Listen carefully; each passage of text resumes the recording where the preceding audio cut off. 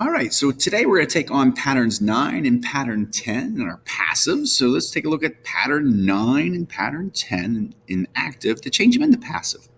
So what we're going to do is we're going to build our diagrams in their skeletal form just so we get an idea of like what parts are actually moving to change from active to passive voice. So let's call this guy our active voice.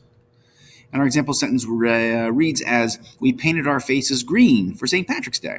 All right, so when I build this guy, I know in an active 9, this is what we're looking at as an active voice 9, I should have 4 parts. I should have a subject, a place for an action verb, I should have a direct object, a slanted line, and a place for an adjective at the very, very end. So let's add those guys in. So let's take on we as our subject. Let's do our verb in a different color. Here we go. Let's do painted. Let's do our direct object. It wouldn't make sense to use the word or the color green for the word green, but I really didn't think that far ahead, did I? And then we'd have green here. So really what we're saying is we painted faces green. There we go. When I change this into the passive voice, and once again, this is a passive voice 9, well, I know a couple things always happen. The first thing I know that always happens is my subject slides down here into a prep phrase. All right, so let's take on that subject and we're going to make it into, I guess it's the same color, maybe, by us. So we turns into by us. All right, there's the first step. Second step is I always know that my object slides over to my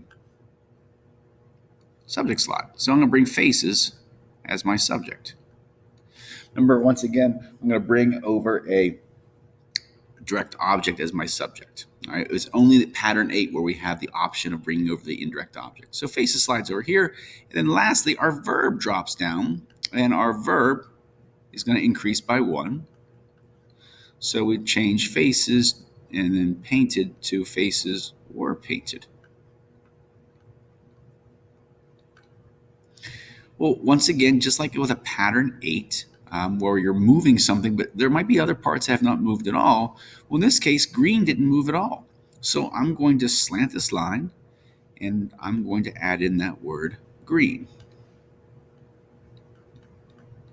Because he didn't move. He had nowhere to go. So I keep that line slanted. That's what's really important about this. I think I'm going too fast today. But I'm going to keep this line nice and slanted because it was slanted up here. And there's a logic behind it because green is still pointing back to that word faces. And so it's letting me know the faces are what are green. But I'm slanting that line because it was slanted up here. And there's no reason to change it because it didn't go anywhere.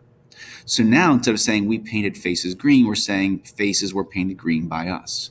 Well, when you look at my sentence over here, it says our faces were painted green for St. Patrick's Day.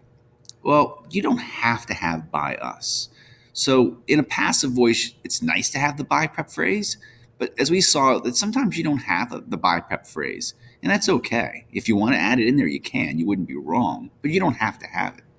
The other thing I want you to remember is as we're diagramming is wherever something's drawn in the active voice is where it's drawn in the passive voice.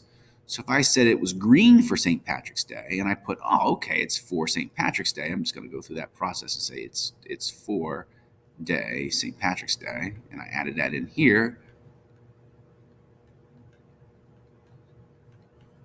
Well, wherever it is up here is where it's going to be down here. So if it was attached to the word green, it's going to be attached to the word green here. So just remember that as we start putting in all these extra words like our faces, well then our faces would be here.